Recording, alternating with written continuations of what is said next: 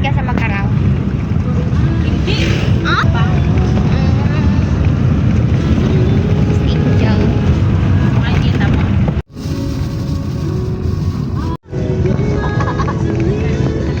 Kaya pag mapunta kami sa Sorsogon or diba? Liko-liko din doon siya.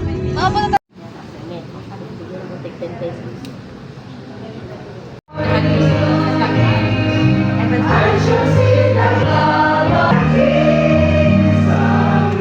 Sino yung nag-command sa kanya? So, yun lang. ikaw ang ginagawa. Kung ano?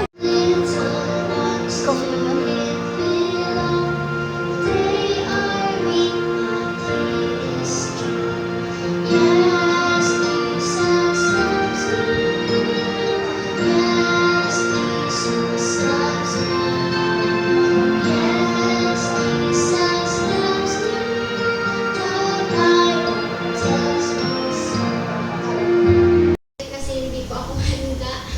Practice. So,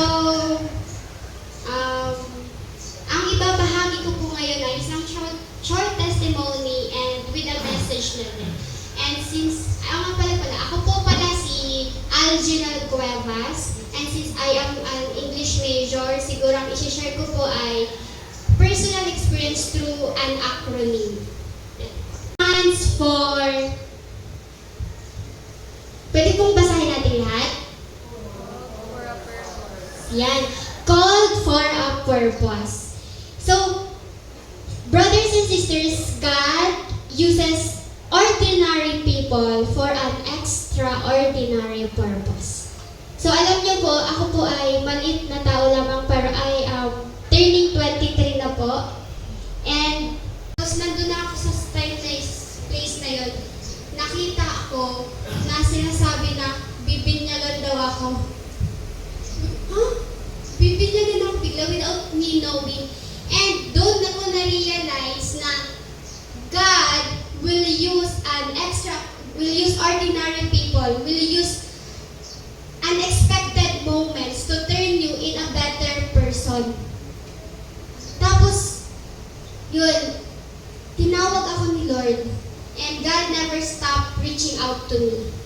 And yun, called for a purpose. Guys, nandito kami sa, I don't know what place is this. But I am with Angel. And with Ate Pero ako Ressel. bagong gisong. They are so pretty. Yeah, nagbablog ako.